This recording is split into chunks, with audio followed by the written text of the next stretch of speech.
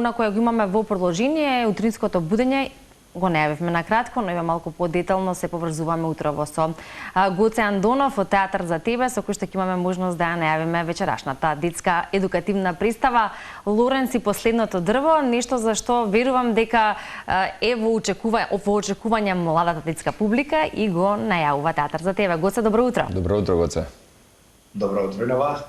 Ти благодариме што си еве утрово, барем овие следни 10 на 15 минути со нашата програма и вистина во оваа седмица кога се случуваат низа активности, кога станува збор нели и за денот на театарот во петок, кога ќе го значиме и секако со нашата програма, вистина се случуваат и глумците пеат, има доста активности, вклучувајќи секако и оваа нова детска представа и можеме да кажеме со Ивана да посведочиме дека вистина сте бастионите на детската радост, насмевка и надеж, па така што еве уште една представа во рамки на вашата агенда на работење на Театарот за тебе. Представата се вика Лоренц и последното дрво неку. И е представа точно за овој период. И е многу посебен, да речеме, нас ни е посебна представата, бидејќи имаме искористено некои методи што досега не сме ги користеле. Не би можел нормално многу да ви кажем, околу тоа би било подобро да дојдете самите да видите, но тоа што би можел да го изведнаме, да речеме, е дека имаме, значи актерите ни се јас играм, Изабела Јакимова, игра Ангела Левкова, Ѓорѓе Нешковиќ и Сара Томевска. Сара Томевска ни е и продуцент на самиот театар, но додатно и ево и техничката екипа која што ја пушта музиката и е на сцената, што е нешто што да речеме го се користи во некои постмодерни представи често пати, но многу ретко имаме човекот што ја пушта музиката да има директно учество во самата представа. Така тоа е една некоја нова, да речеме, интересна работа што можам да ја споделам околу самата представа, а и како што кажа, представата е еколошка, и динамична и интерактивна, како што си повеќето наши представи. Конкретно, да речеме, го следи действието на двајца ликови, тоест на тројца ликови, во свет кој што е постапокалиптичен. Свет каде што реките се пластични, каде што воздухот е одвратен, неубав, не може да се дише, се е пластично. Всушност е една видна екстремна ситуација, екстрема од самата природа која би била уништена, долго би била уништена и како би изгледало тоа во еден цртан детски свет, затоа се е пластично. Дали можеби последното дрво символизира една сериозна закана или метафора можеби за една последна шанса? Апсолутно да. Затоа е баш последното дрво. Бидејќи тоа има и целта на ликовите во самата представа, да го најдат тоа дрвото. Тие живеат во свет каде што не виделе вистинско дрво, не знаат што е вистинско дрво. Заради тоа што луѓето граделе фабрики и милион други работи што ние ги правиме како општество. И доколку така продолжиме, еден ден ќе се најдеме во таква ситуација да живееме во свет со пластични дрва. И ликовите дали наоѓаат решение, останува да видите, меѓутоа представата е многу работи, но наивна не е. Значи не е дека ни им велиме на децата, има магично решение, не. Туку самата представа кажуваме дека ако не се грижи секој на вистина секаде, секој се уништи. Има и таква прита. Така е. И Лоракс и последното дрво, јас може го прикрстив на почетокот. Значи и Лоракс и последното дрво е представа која што, како и другите, од кои што гледаме и дел фотографии, секогаш детската публика не само што нели интерактивна поточно учествува во самата представа со разни коментари и прашања, туку едноставно и како што спомена ти, некако се раѓа таа љубопитност, поточно се отвара начин на размислување како да се дојде до одредено решение. Во овој случај кога зборуваме за екологијата и за одржување на здрава животна средина, а при тоа и да ја зачуваме нели нашата планета, веројатно преку самата оваа представа и поентите кои вечерва ќе може да се видат и слушнат токму таму, младите, односно децата, можат да размислуваат како и на кој начин тоа може да се направи, а повторно, како што велиш, не со магично стапче или преку ноќ, туку нешто кое што зависи од секој од нас. Впрочем, ние сите сме одговорни. Апсолутно. И тој бара од нас, сите ние да бидеме одговорни.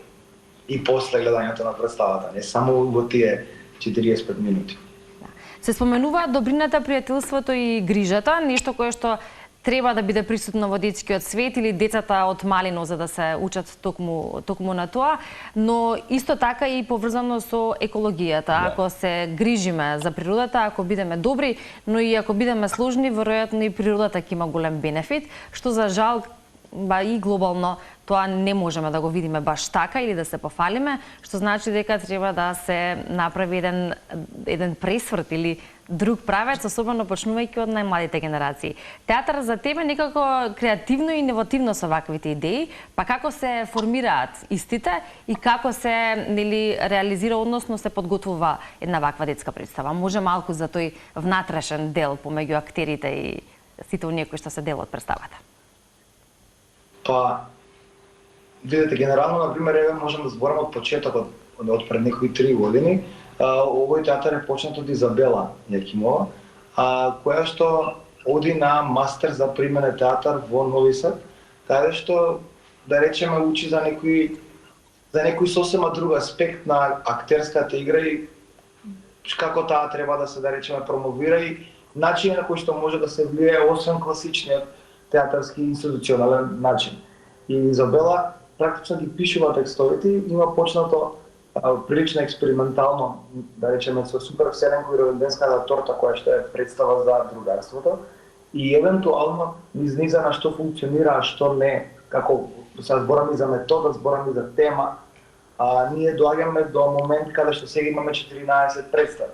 И сега тие представи сите се за различна тема и се за различна потреба. Пример, гледаме што точно децата ги засега, што точно сакаме ние всушност како театар да ги научиме децата, кои вредности сметаме дека децата треба да ги имаат.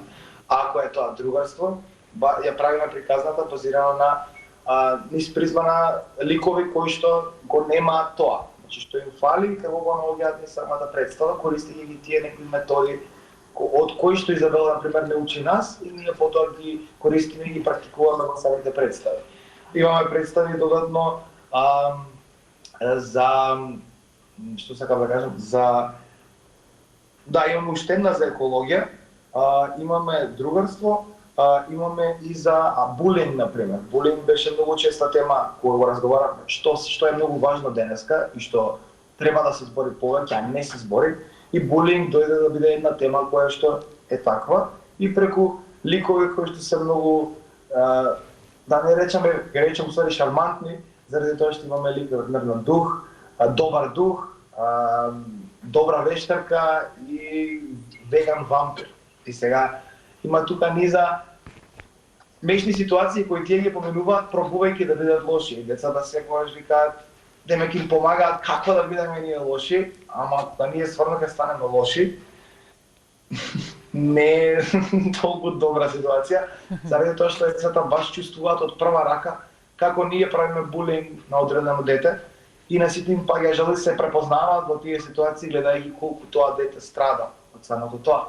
Сега тоа е мал пример, но имаме такви некои представи кои со текот на времето и со текот на годините тие се собрале. Да, и добиваат поинаква тежина и вистина можеме да кажеме, ако не погрешив, слушајќите околу 14 представи кои што ги имате досега театар за тебе, вистина можеме да кажеме досега кога ги представуваме на гледачите, мака во случајот ако еве случајно можеби не се запознаени со работата на театар за тебе, Гоце, секој пат вистина е предизвик да создадете представа која што ќе биде истовремено силна, меѓутоа и морално, да речеме, односно морално силна и истовремено забавна. Меѓу другото, нема да погрешиме дека исто така ова е една од поголемите продукции на кои што работевте, а ќе бидат представени во јавна соба. Да, дефинитивно и уште нешто интересно што сега ме потсети да го спомнам, во дел од некои изведби имаме и деца од детското драмско студио на Изабела, кои што се прекрасни 8 дечиња кои што ќе имаат можност да играат во самата представа.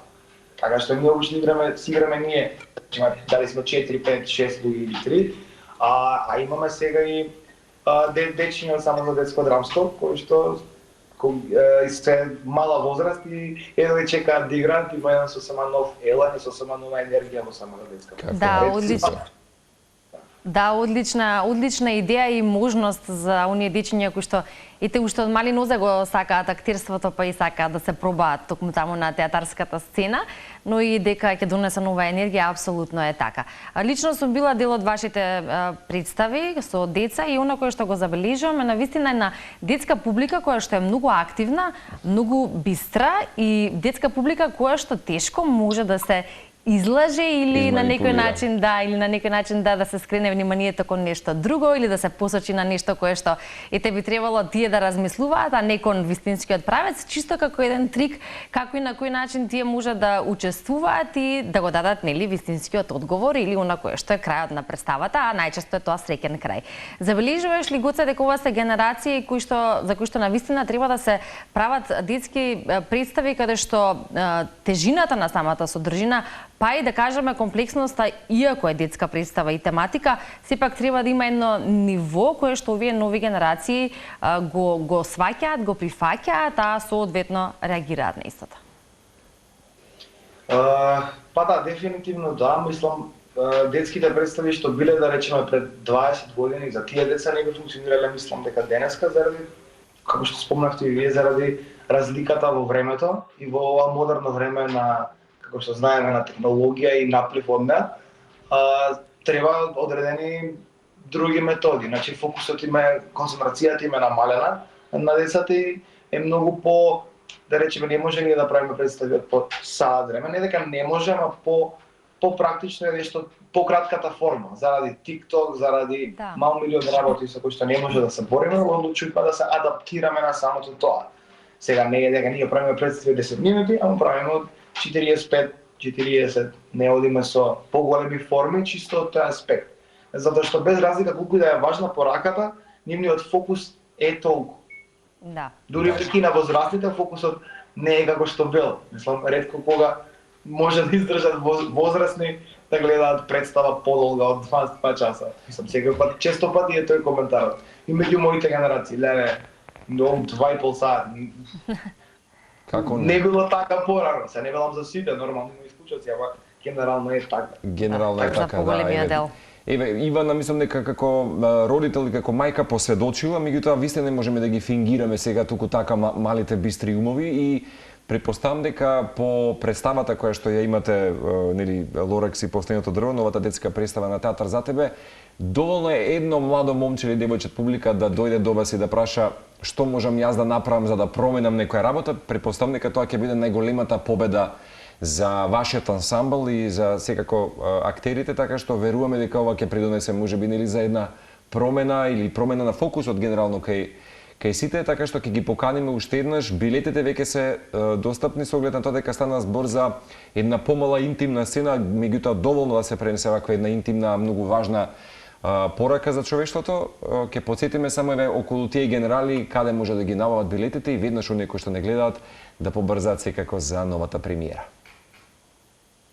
Добро, да, денеска, значи представата е денеска од 19 часот во салон 1919 Карчи ГТЗ, тоа е нели работнички универзитет, на вторка.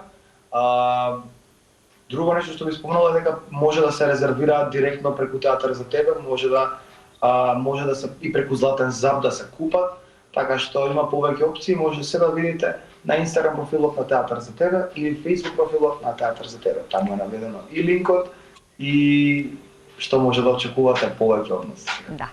Гоце, благодариме за ово утринско вклучување во утринска на Телма, за да може да ги информираме нашите гледачи, најмладите, па и родителите, вечерва во Културно-информативниот центар или салон 1919 во 19 часот на Лоракс и Последното дрво, детска едукативна представа посветена на екологијата и се разбира за чувување на нашата природа, но и на нашата планета. Поздрав до останатите актери, поздрав до Изабела, секогаш тука за утринската и за информациите кои што ги споделуваме заедно и до слушање и до гледање до следните новитети кои што ги имате. До гледање, фала ви за примањето.